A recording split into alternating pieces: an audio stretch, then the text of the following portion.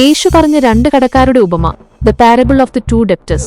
സീമോൻ എന്ന പരീശന്റെ വീട്ടിൽ വിരുന്നിന് പോയപ്പോഴാണ് യേശു ഈ കഥ പറയുന്നത്. ഉപമ കഥ. ഒരു കടം കൊടുക്കുന്ന മനുഷ്യന് രണ്ട് കടക്കാരുണ്ടായിരുന്നു. ഒന്നാമത്തെയാൾ 500 വെള്ളിക്കാശ് ഡെനാരി കടം വാങ്ങിയിരുന്നു. രണ്ടാമത്തെയാൾ 50 വെള്ളിക്കാശ് കടം വാങ്ങിയിരുന്നു. തിരിച്ചു കൊടുക്കാൻ അവർക്ക് വഴിയില്ലാതിരുന്നതുകൊണ്ട് ആ മനുഷ്യൻ രണ്ടുപേരുടെയും കടം ക്ഷമിച്ചുകൊടുത്തു. അപ്പോൾ യേശു ചോദിച്ചു, ഈ രണ്ടുപേരിൽ ആർക്കാണ് അവനോട് കൂടുതൽ സ്നേഹം തോന്നുക? സീമോൻ മറുപടി പറഞ്ഞു, കൂടുതൽ ഇളച്ചു കിട്ടിയവന് എന്നെനിക്ക് തോന്നുന്നു. യേശു പറഞ്ഞു, നീ പറഞ്ഞത് ശരിയാണ്. കടം കൊടുക്കുന്ന ഒരുവന് രണ്ട് കടക്കാർ ഉണ്ടായിരുന്നു.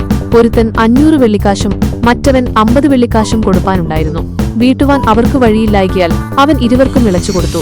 എന്നാൽ അവരിൽ ആർ അവനെ അധികം സ്നേഹിക്കും? ഈ ഉപമയുടെ സാരം, പാപമോചനവും സ്നേഹവും. നാം എത്രത്തോളം വലിയ പാപികളാണെന്നും ദൈവം അത് എത്ര സൗജന്യമായി ക്ഷമിച്ചു തരുന്നുവെന്നും തിരിച്ചറിയുമ്പോഴാണ് ദൈവത്തോടുള്ള നമ്മുടെ സ്നേഹം വർദ്ധിക്കുന്നത്. നന്ദി നിറഞ്ഞ ഹൃദയം. ഈ കഥയിലൂടെ യേശു പഠിപ്പിച്ചത്, കൂടുതൽ പാപങ്ങൾ ക്ഷമിക്കപ്പെട്ടവർക്ക് ദൈവത്തോട് കൂടുതൽ സ്നേഹവും നന്ദിയും ഉണ്ടായിരിക്കുമെന്നാണ്.